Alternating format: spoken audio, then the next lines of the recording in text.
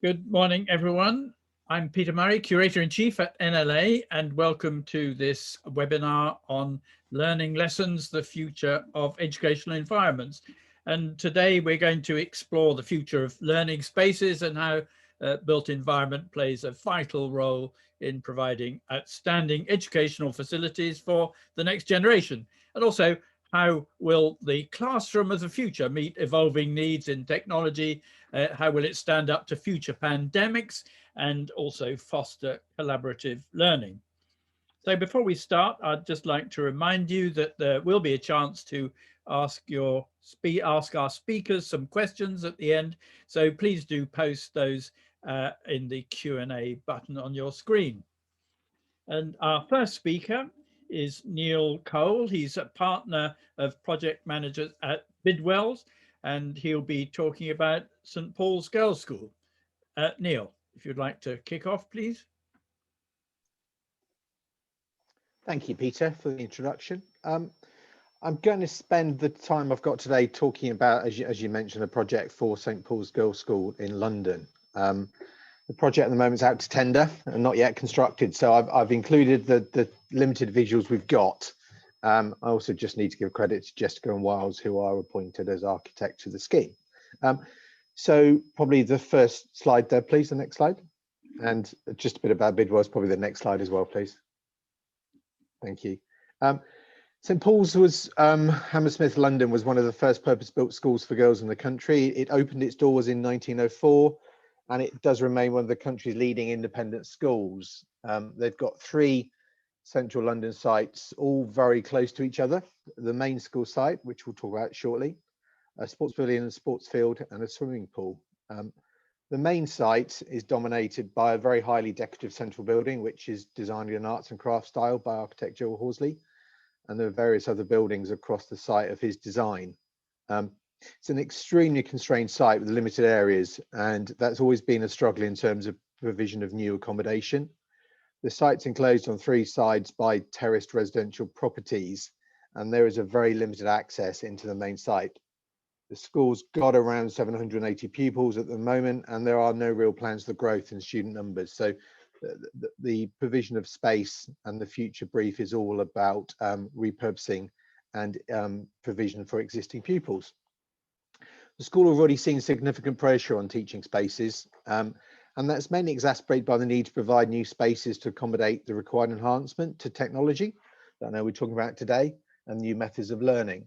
The school has an existing master plan from 2005 with an outline planning permission.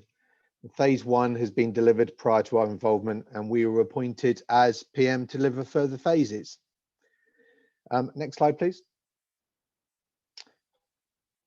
Thank you. And the image on the right is of the school site, and I'll talk about that in a moment. Around 2 years ago, the school had a new SMT appointed and a particular new high mistress. And following the completion of their phase 1, they did recognise that the lack of provision for technology and engineering at a girls' school is very outdated and gender stereotyped, and certainly wasn't meeting in any way the appetite they were seeing from the students for the provision of those subjects. Innovation and creative subjects are very have particular spatial requirements that couldn't be met in their existing older building stock, which took up most of the sites. And we couldn't see any ways in which simple reconfiguration of existing buildings or on existing structures could solve those problems. And I'm sure, as you're all aware, the education sector as a whole is locked in a huge debate at the moment about the impact of emerging and disrupting technologies, both in education and the job market in which the future pupils will compete. And therefore, the school wanted to look to address these issues. Next slide, please. The key, therefore, was that the school would set themselves a strategic vision for the next phase. First and foremost was the need to provide space for creativity and disruptive thinking, which we think the job market of the future is going to demand. They need to include space to allow exploration of new technologies as tools for creative multidisciplinary problem solving. And they needed to create a building or buildings that were as adaptable as possible to different uses and ways of teaching and learning, both now and in the future. And finally, they needed to provide pastoral spaces to support the aspirations of their students. Next slide, please. Therefore, the solution that came from an extensive briefing and scoping exercise was the creation of a new Centre for Design and Innovation. This uses the existing site following demolition of the current Rosalind Franklin building, which was originally constructed as a gym and swimming pool, and an adjacent building called the Mercers Building, which was constructed in the 90s. The centre provides a new type of learning environment, an environment that encourages problem-based learning, collaboration, and the use of new and emerging technologies. The new edition addresses the school's need to boost its teaching technology, as well as, and in the main, providing flexible and safe spaces for what they call partnership projects. So those are the projects they undertake with the other local state schools. Alongside the new internalized spaces between the buildings, which are created by glazed links, which you can just about see to the left of this image, the centre also provides breakout space, which is part of the need to provide better pastoral space. The CDI itself includes spaces for fabrication and making, physical and digital projects, as well as a purpose-built space for showcasing, experimenting new and emerging technologies, which I'll talk about in a moment. And right at its centre, as can be seen in this image, is a large double-height flexible space, which provides a space for anything from lectures to exhibitions, to battle of the bands, as well as space for interaction and collaboration and cross-fertilization of ideas. Next slide, please.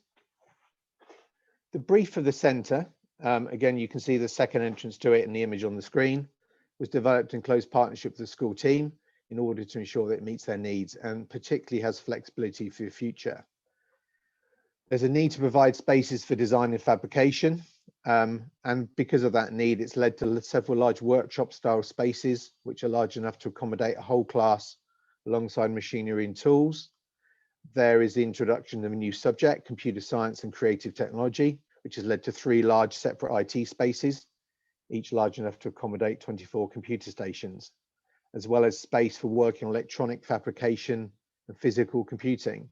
The main open plan workspace, which we saw in the previous image, forms the heart of the centre and will be a flexible space that can accommodate a wide variety of uses. By opening up folding glazed screens, this central hub can be extended, allowing the whole free-flowing space to be used together for various uses. There's various functions loosely arranged within this space, depending on the level of supervision required, from the digital studio and central space where pupils can work independently, through to the left-hand side of the immersive space where constant supervision is required. But the key is that the intention throughout is that creative learning is on show, which maximizes the potential for collaborative learning from students across all the year groups. And next slide, please.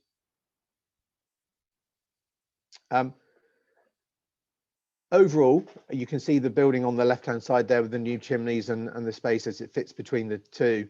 The focus is on problem-based learning.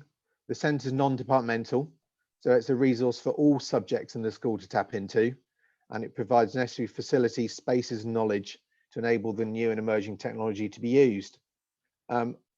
Right in the centre of flexible immersive theatre space completes the brief. It's a double height volume.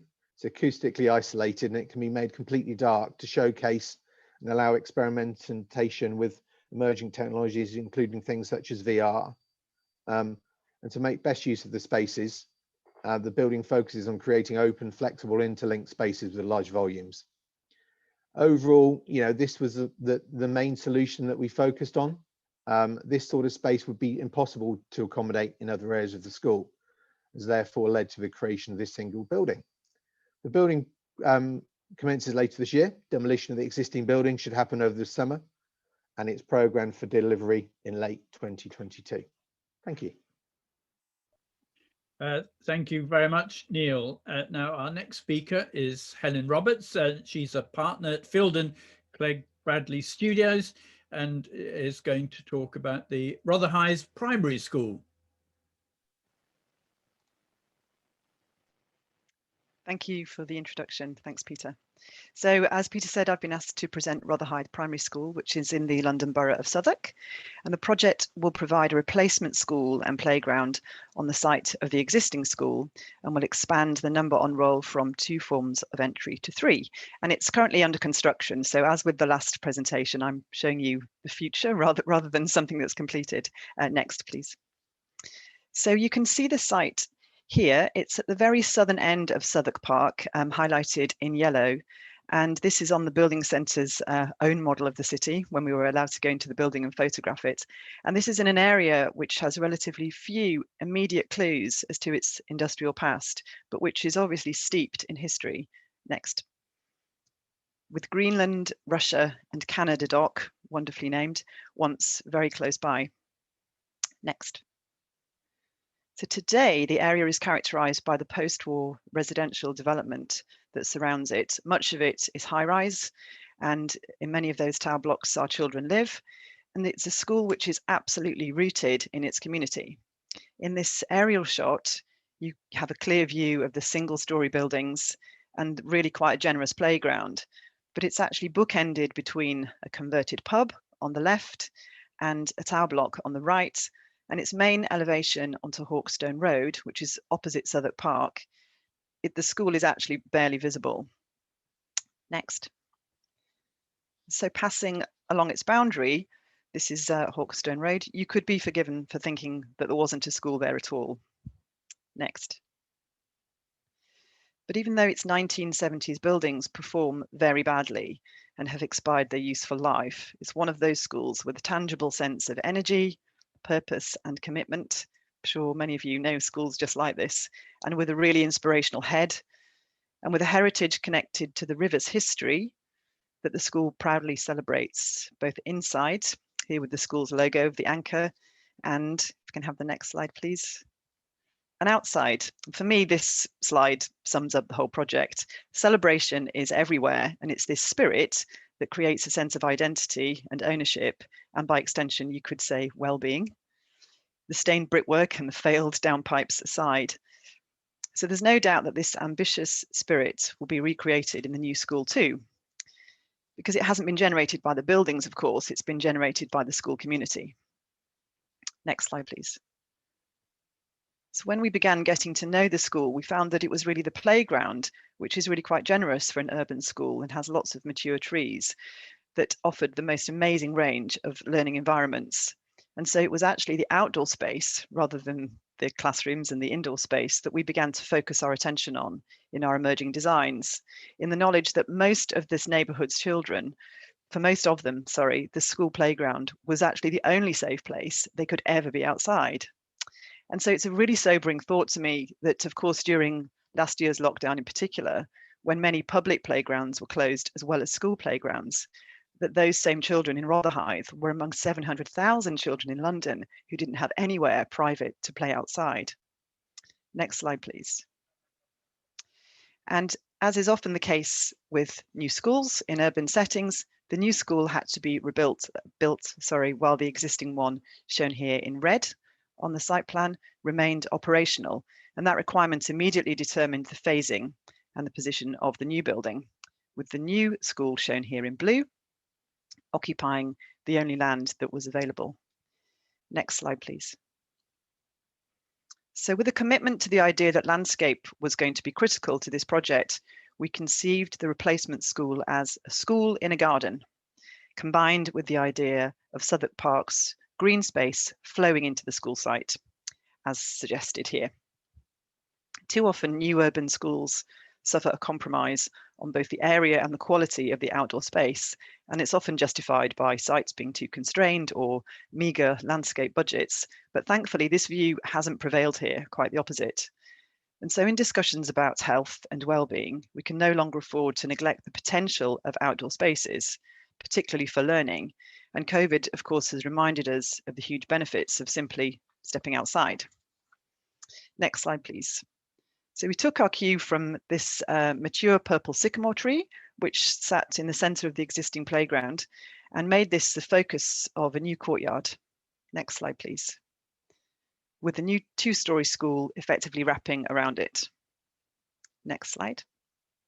And so this inner world, and these are quite early visuals, but I hope they give the impression, which is protected from the busy main road, will not just be a playground, but has the potential to be the best ventilated, COVID-secure learning environment.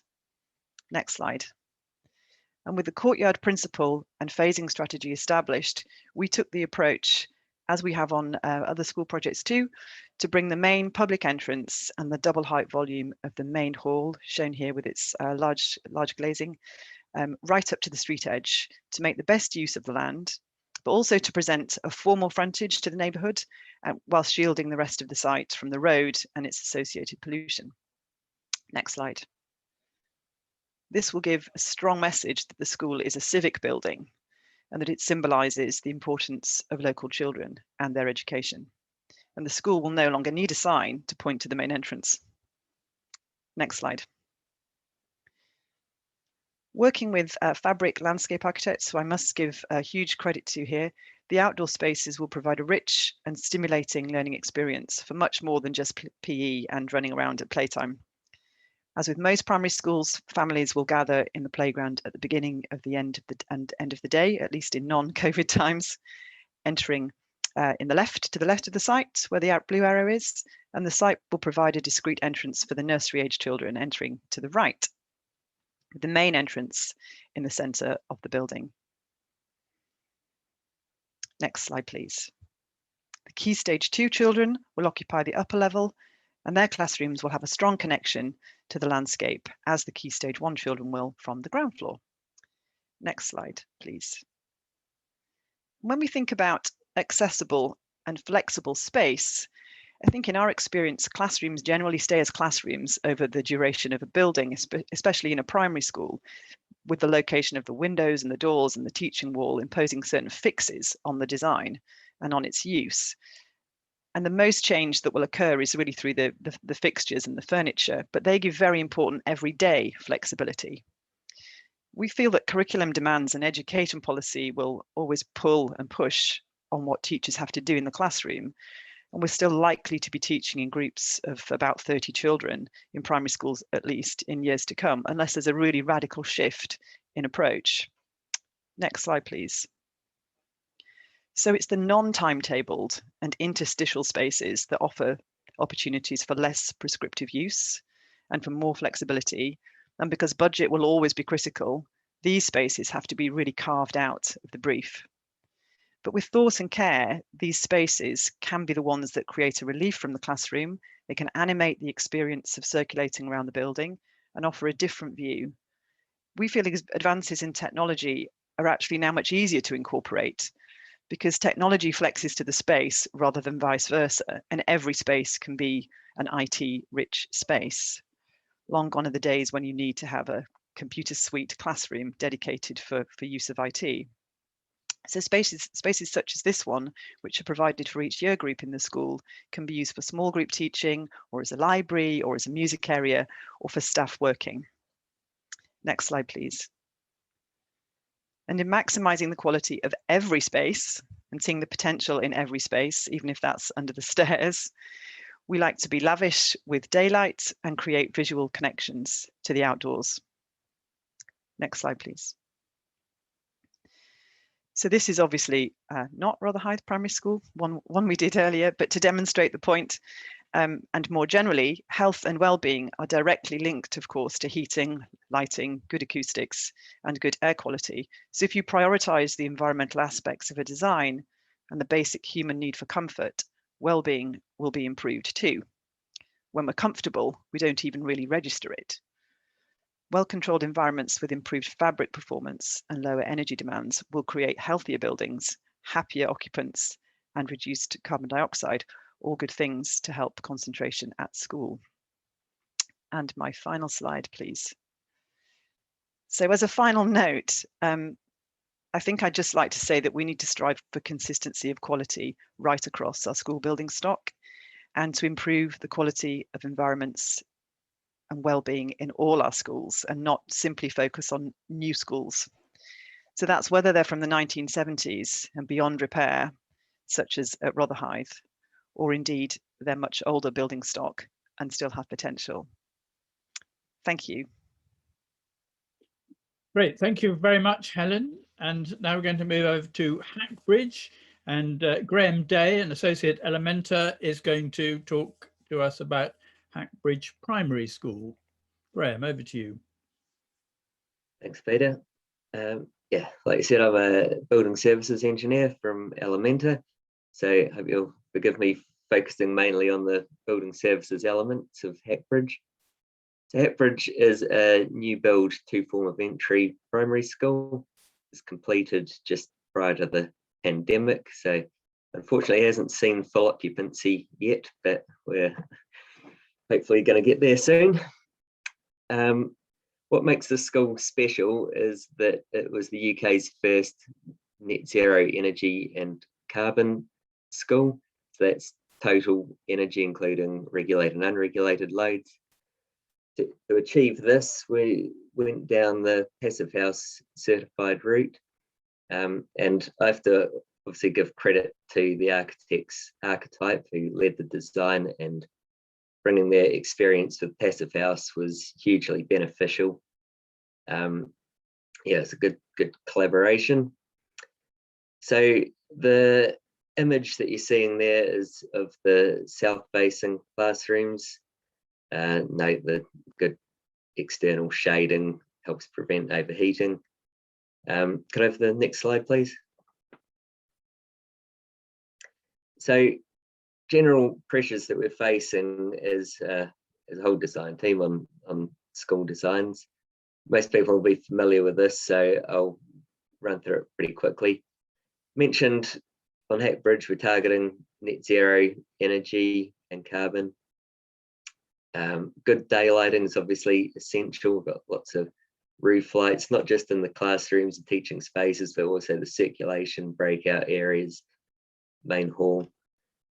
Thermal comfort, as Helen mentioned, very essential to health and well-being, both summertime and wintertime. Something we're going to have a lot of more pressure on in future, adapting to future climate change.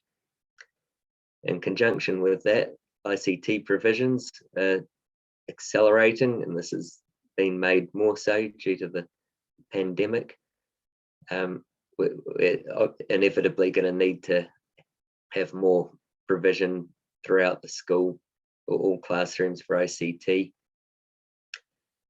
Fresh air rates, again, considering wellness, COVID, but also general cognitive performance of the students is incredibly important. It's another thing that we expect pressure to increase in future. And of course, delivering all of this at low cost, low maintenance is the big challenge. There's always a compromise, and yeah, on Hackbridge, obviously there were higher costs than a typical school to accommodate all of this. And when you put it all together, obviously there's a lot of pressure to have a fairly uniform design, whereas the school, the end users, will obviously want flexibility and environments that encourage creativity. So we need to come up with solutions that allow the architectural aspirations to be achieved and deliver these sorts of spaces. Go next slide, please. So here's a sort of overall summary of how we went about this on Hackbridge. Generally got a timber structure, timber cladding on the building. Got a very high proportion of recycled materials, and in line with Passive House standards, high efficiency envelope with very high air tightness. The ventilation's a mixed mode system via a central air handling unit with 80% heat recovery, delivers supply air into the classrooms. That air gets transferred back into the circulation spaces and extracted via WC areas, the main hall and kitchens. This allows fresh air to be distributed throughout the whole building and encourages the use of circulation spaces as breakout spaces for extra, whatever the school want to use it for. The heating and hot water is fed from a ground source heat pump system. It's a borehole type system, which is very efficient. It incorporates a parallel plate heat exchanger to provide free cooling, which is delivered by the ventilation system. So this cooling actually saves energy because it's recharging the ground and increases the efficiency of the heating during winter. Saves energy, not to mention creating a more comfortable environment in the classrooms. Photovoltaic panels are covering basically every square millimetre we could find of roof space. And we've also incorporated green roof that fits in underneath and around them. The embodied carbon was assessed on the structure and architecture in line with the environmental aspirations. The services we didn't actually assess because they haven't done the design. It was about 5 years ago. There just wasn't enough information at that time to be able to do it. However, we did consider it and minimize as far as possible. And I probably should actually mention at the start that the building is part, the reason why it's net zero, it's part of the sort of One Planet living community. It's adjacent to the BedZ building, if people are familiar with that, in the Hackbridge area, which is what's driven the requirements for this very high level of sustainability. The building actually achieved the EPC A+, I should mention, so it's a net positive carbon energy generator. So the overall benefits that this gives, obviously we mentioned, got great thermal comfort, resilience against climate change, mentioned ventilation throughout the circulation spaces and throughout the building. Free cooling encourages ICT flexibility without increasing energy usage. Though we do have a dedicated ICT suite, which has got the more traditional split system cooling in it just for that room. Natural wood finishes create a calming environment. I believe this is good for sort of mental well-being of the occupants. And we have allowed for provision for future expansion of more classrooms onto the building. Go for the next slide, please. So general lessons, believe that the passive house approach is successful in providing a very low energy, good comfort and a healthy environment for the occupants. It's also a good means of control and quality of the construction.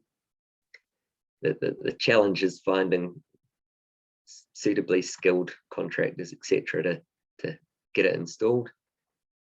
There's also pressure, like I mentioned, to increase minimum fresh air rates. So heat recovery is, we see, going to be essential in future school design. Air distribution, very important for wellness, especially in the COVID climate. Did a lot of looking into in the early stages of the pandemic whether we needed to turn off things like split system cooling and anything with recirculation.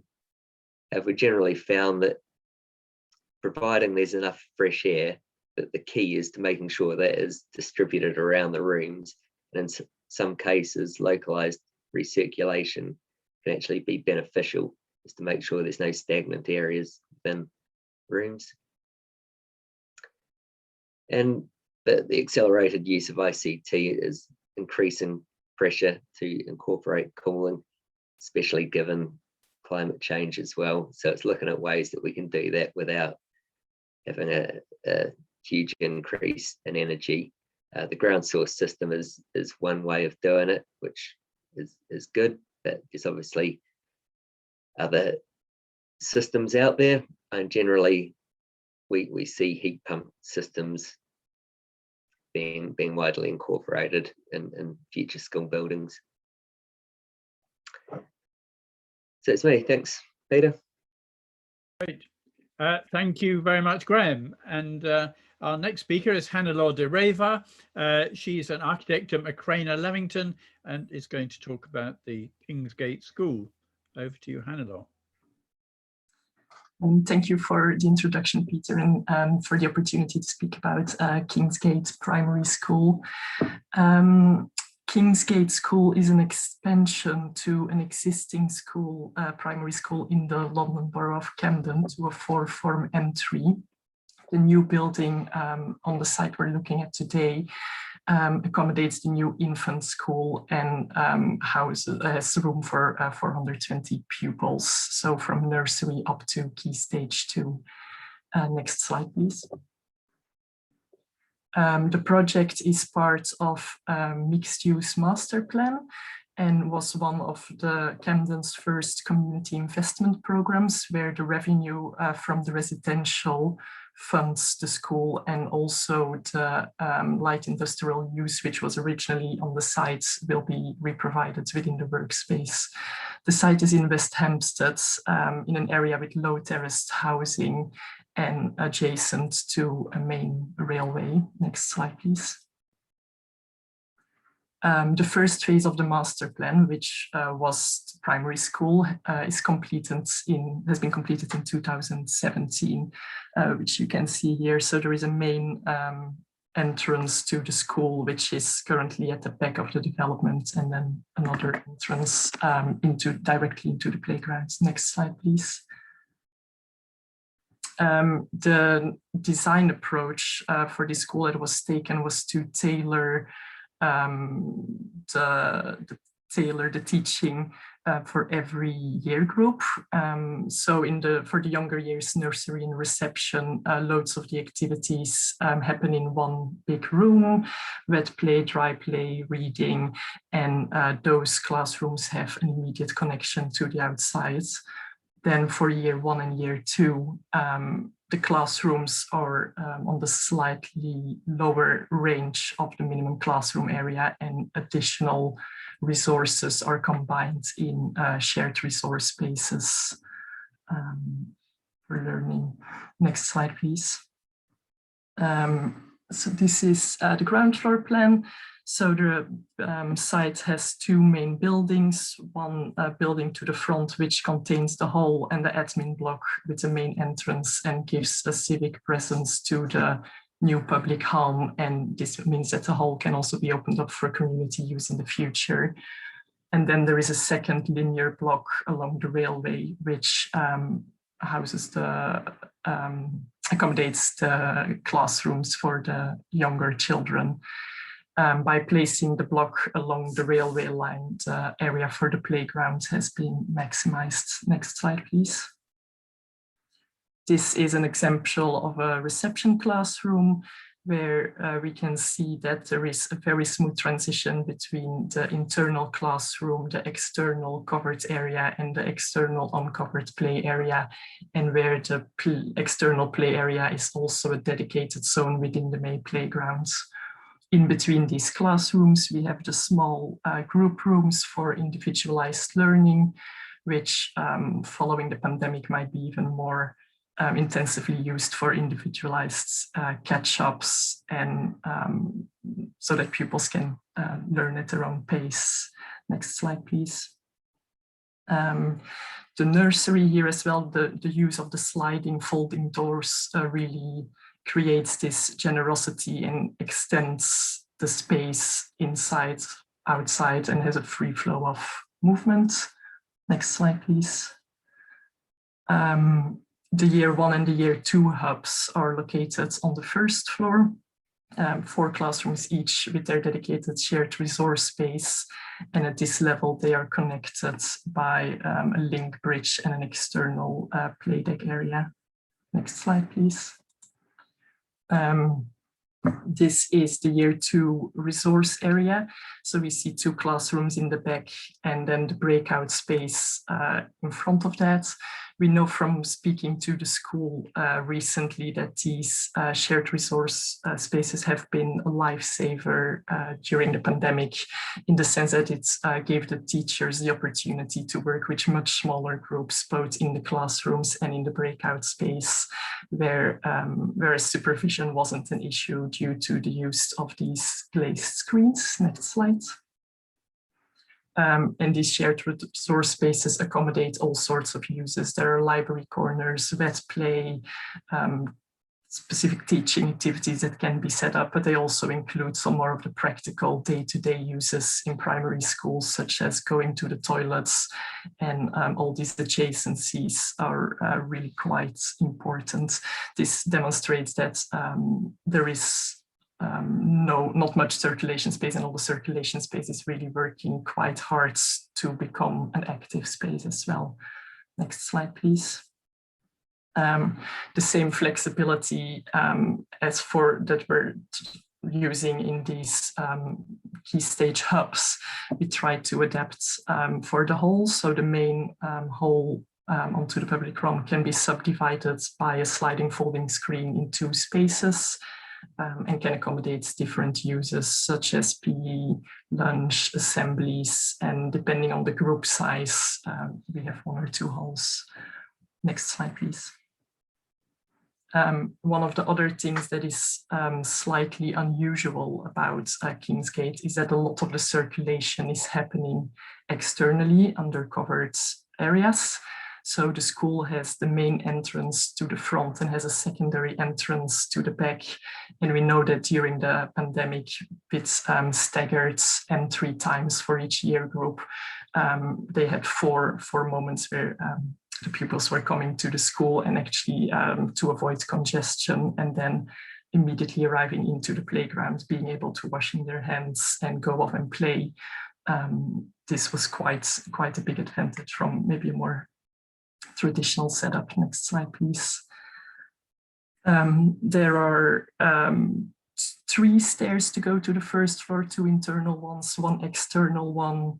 Then there is the link bridge at higher level as well, which means that in terms of circulation, there is never really a pinch points. I think most of the classrooms can be reached by 2 different routes, which obviously recently has been a big advantage, but even prior to the pandemic, it means that when a quiet activity was happening in one of the spaces, other class groups could just take a different route. Next slide, please.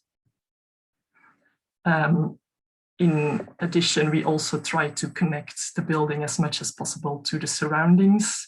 So here on the ground floor, we have the reception classrooms, which have their outdoor play areas to the front. They also have an additional outdoor play area to the back.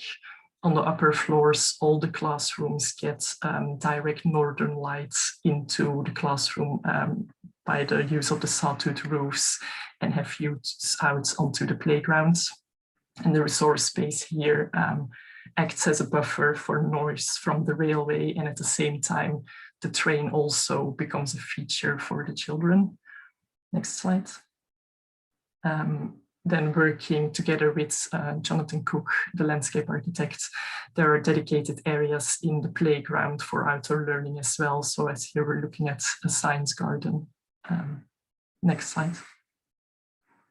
And then the play deck upstairs has the exact same volumetric shape as an internal classroom, but is outdoors covered, and is also very intensively used right now. And I think this just starts to pose the question what the boundaries or the physical boundaries of a classroom actually are, and how teaching can become more flexible in the future. Next slide, please. And I'm going to end with an image of Key Stage 1 classroom. I think all of the classrooms are really quite generous and bright, and deliberately opted for calm interiors with warm, natural materials. The building is in CLT with a whitewash stain, so has a quite rich character and is a robust finish at the same time. And then in collaboration with the school and reviewing the areas of display, those are quite limited and have dedicated zones because to just not to overload the children too much. And I think the quality of the internal environment has a very positive impact on learning. Thank you very much. Great, thank you very much, Hannah. And now we're going to have a panel discussion with the speakers, and they're going to be joined by Rachel Moulton, who's a senior architect at HKS.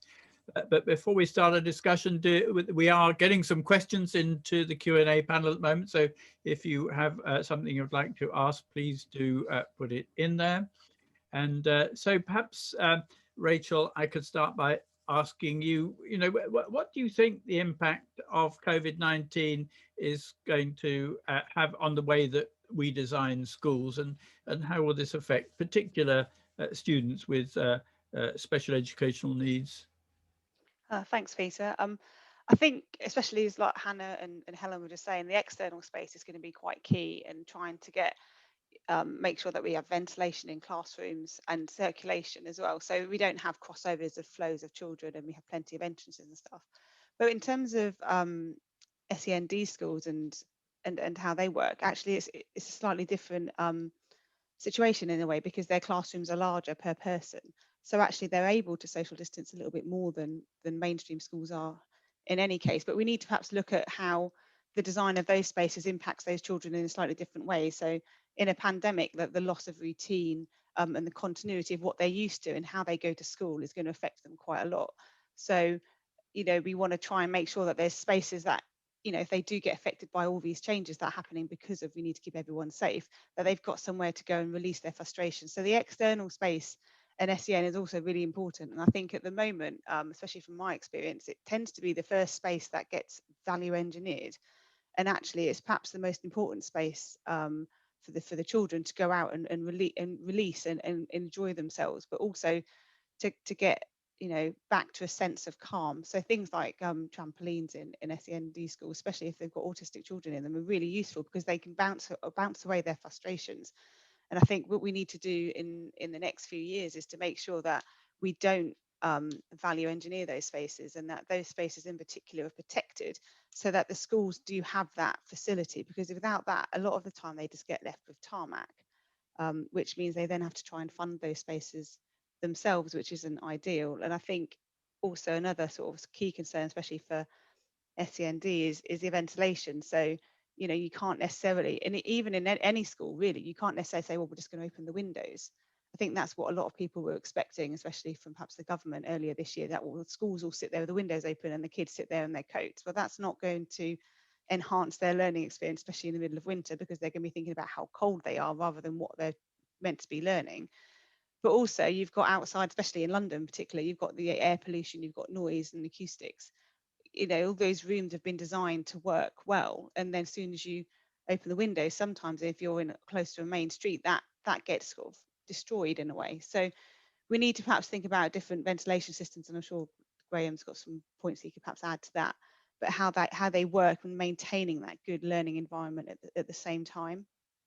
And I think is also, we talk about mainstream and SEND, it's important not to forget the alternate provision as well. They all have a very different set of criteria and challenges, especially focusing mainly on behaviour, I suppose. But how do they deal with that within bubbles, within social distancing and close contact? So it's important, I think, that we, as a group, as a profession, really step back and think, well, what do we need to do to make sure we're giving these children the best for their learning environment moving forward? But in essence, it's circulation, it's ventilation, it's external spaces, and making sure we can maintain a good learning environment whilst achieving everything we need for a safe environment. Great, thank you very much indeed. Perhaps before we go to the questions in the Q&A box, I'd like to ask the speakers a question. Everyone mentioned flexibility and adaptability in an era when retrofit is high on the agenda, and we're there will be change happening. Is that something which tends to be in your original brief, or is that something that comes into the design process? Because Helen mentioned the fact that the idea of teaching in particular groups is going to remain for a time, but then there are other parts of the building which can change. So Neil, how it was interesting that the building at St Paul's happened because there was a new headmistress, and it's often buildings are designed for headmistresses and headmasters often and change, and then when others come along they want something different. Yeah, and thank you, Peter. I mean, I think particularly St Paul's, it was it's a vision. So I think the hope is that whoever comes along in the future is adopting a similar vision. I mean, yeah, from my point of view as a PM, flexibility and adaptability always tend to be one of the first words you hear from any brief. They tend to often be the things that get driven out of the brief when you look at cost plans and you look at budgets and an ability to afford what you're doing. But the whole point of the space we're creating at St. Paul's is to allow it to be ultimately as flexible as it can be. I mean, even in the period of which we're building in the next 2 years, technology is going to change and is, I'm sure, going to change how pupils learn and how academics teach. And therefore, I think anything we do in the construction industry has to be flexible, because it's never the same when you complete generally as when you've started. So I think it remains in everything we do in that respect. Probably servicing, Graham can probably comment, but services is probably the hardest thing in some ways to be flexible on, because it is fixed points for most of that as well.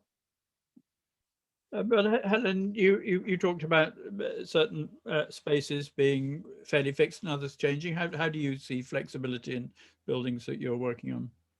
I think it does depend on the school. So there's a big difference between primary and secondary, and obviously there's a huge difference between state-funded and independently funded schools in the private sector, where they have a lot more leeway and typically quite a lot more cash.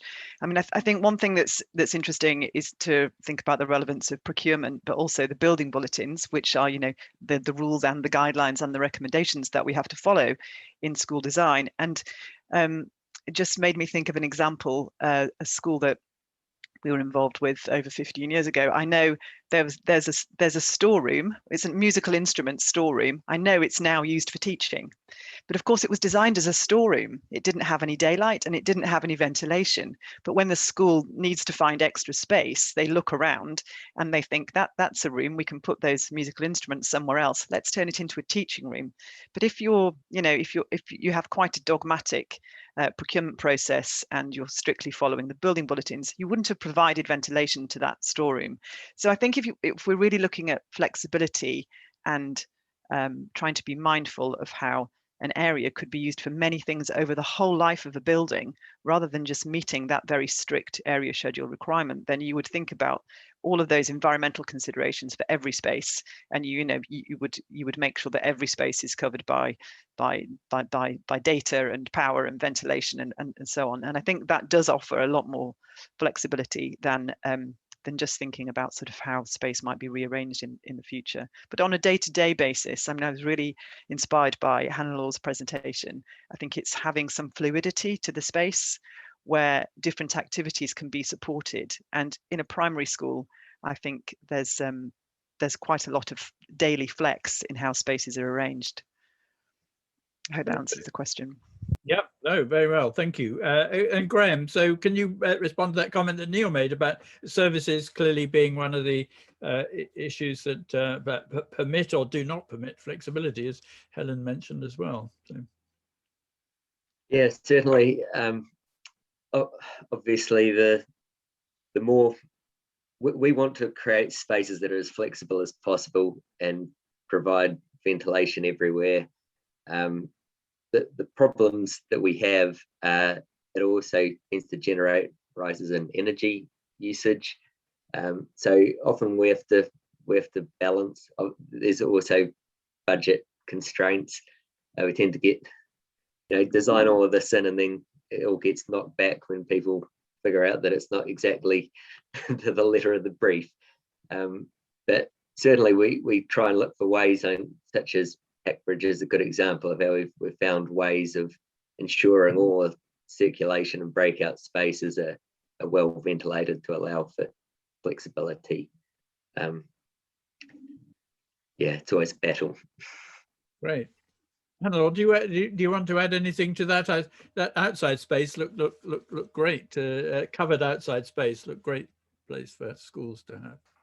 Yes, I think it's a real benefit to have also the flexibility in the external playground, with having specific zones for specific teaching activities, for free play. One of the comments that the school made when I spoke to them earlier in the week was about how getting all the children into the hall on time for lunch and hold the whole hand washing procedure became much more of an a thing to manage these days. And I think we were discussing internally whether instead of trying to maximize the internal space for those auxiliary activities, whether some of these could just be brought externally in under a covered area, and having more wash troughs in the playgrounds, and being more flexible in that sense as well. Thanks. Rachel, did you want to add anything to that?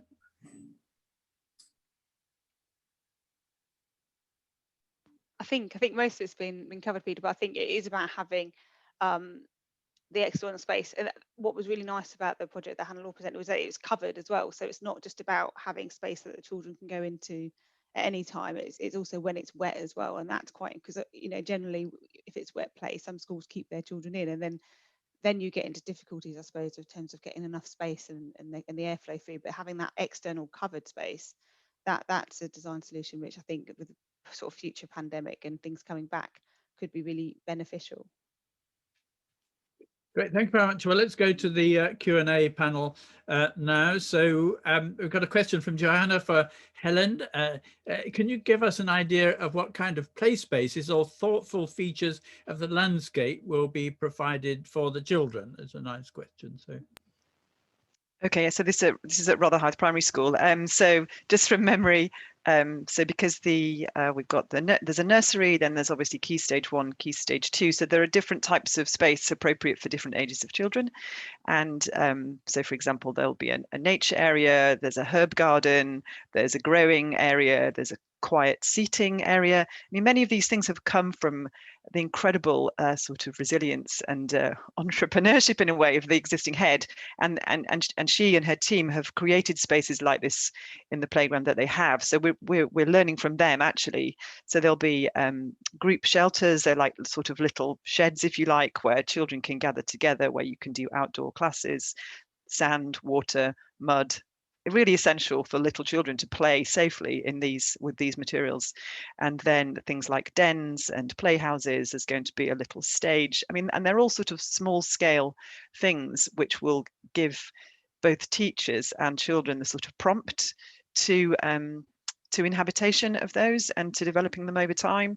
And so we've really tried to make sure that there's a good split between what's soft landscape and what's hard landscape. And that's embedded in the design. And, you know, credit has to go to Southwark for wanting to fund it in that way and for recognizing the importance of that within the brief. Great, thank you. Now, Vince has got a question for Graham. It's great to see the net zero carbon design for the school.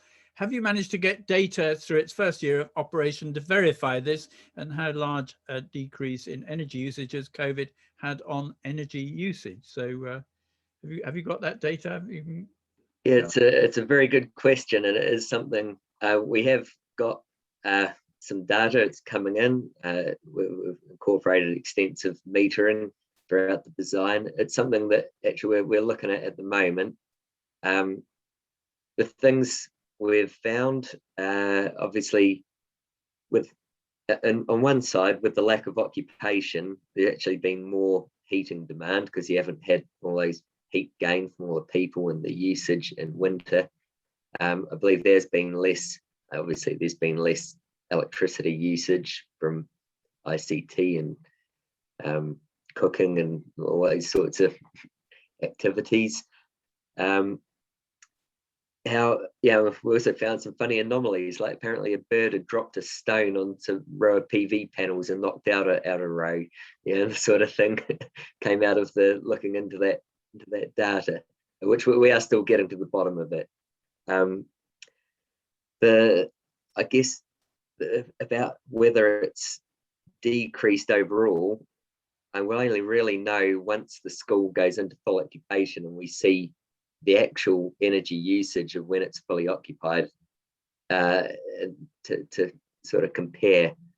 So the data at the moment is a bit patchy. There's seasonal commissioning activities happening as well as the decreased occupancy. It's very difficult to sort of say exactly how the school's performing, but it's something we're going to continue when it gets into full occupation, and we'll certainly be able to update in another year or so. But while you're on, Anya has just asked a question for you as well. Do you know how much Passive House Standard added to the cost, and how schools can be persuaded to finance these costs for later saving on the revenue side? Can you give us any? Yeah, again, it is an increase. We went for Passive House Plus, which is a enhanced Passive House standard. I think the cost increase would have been on budget, I think in ballpark 20%, possibly more. The final costs got up even higher. We had difficulties with, well, the main contractor went out of business near completion, so there was a big amount of cost associated with that, which is not associated with the Passive House, so difficult to tally up final accounts. But yeah, there's certainly a significant cost increase.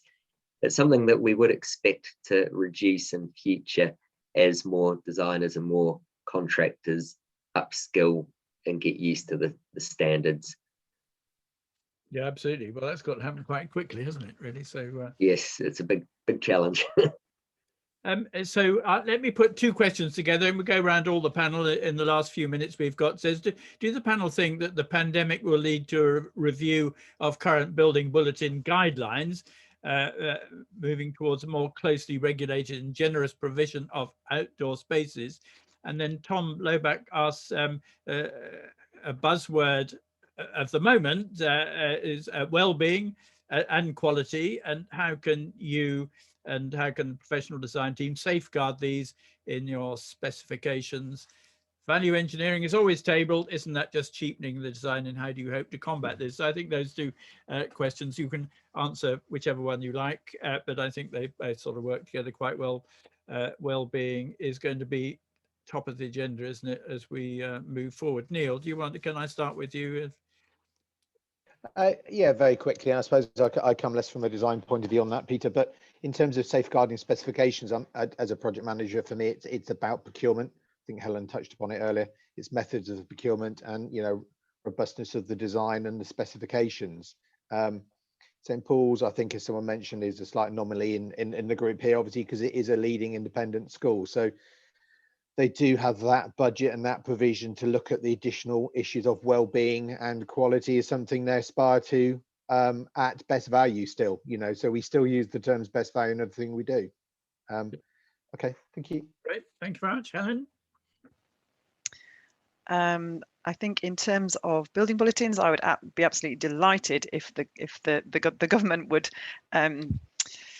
sort of use this as an opportunity, I suppose, to review the priorities in there. I think it will be slow to happen. So as professionals, I think we should all use our influence and put pressure to try and campaign for that. I will end there. Thanks, Graham.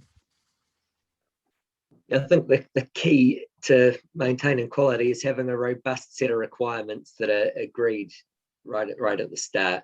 So we know what we're targeting, and this could be, you know, obviously on Hackbridge we had the Passive House requirement, which in itself is good for maintaining quality. But you could go down other routes, such as soft landings, provides a good framework for you know, maintaining quality and helping knock back the value engineering, which as rightly said is often cheapening the design. Right. Yeah, and to us, yeah, I think the Passive House route certainly gives a good avenue for not just well-being, quality. Yeah, it's about agreeing it. Jolly good. Well, and now Hannah-Laure, quickly.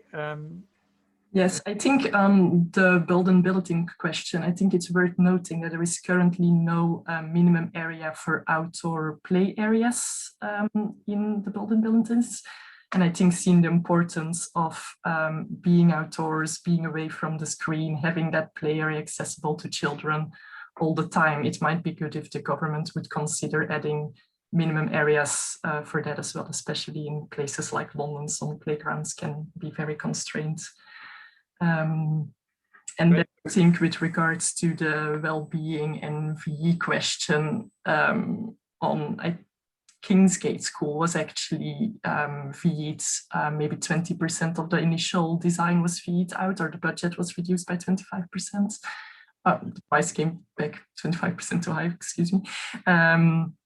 And I think a lot of the savings were done in enabling works and preliminaries and supporting packages, and a lot of the inherent design qualities, the relationships with the surroundings, the actual CLT, because it was part of the structural frame. All of these things were actually quite robust to remain as part of the project. Great, thank you very much. Finally, Rachel, final comment from you. Yeah, I'd absolutely love to see the BBs updated as well. They're a little bit outdated to the current, times and current design thinking. So it'd be great if they could get updated. And when they start out with a school project, especially if it's DFE funded, just make sure there's enough funding for what you want to achieve and what we need to achieve. Because I think a lot of the time, before even anyone's put pen to paper, we're struggling to achieve what we want to achieve and what is deserved for that community, because the funding's not quite where it ought to be. So we need to kind of increase that, and also make sure that we don't have schools with no external space, because there are some in London which have absolutely nowhere externally for them to go, for the children to go. So it's good that we can, if we can try and promote that a little bit more, that would be really beneficial, I think. Great. Thank you very much. Well, we are up to time, so to draw things to a close, and I'd just like to thank our programme champions, who are Bidwells, Creative Places, Stanhope, Perkins and Will, and Penel and Prasad.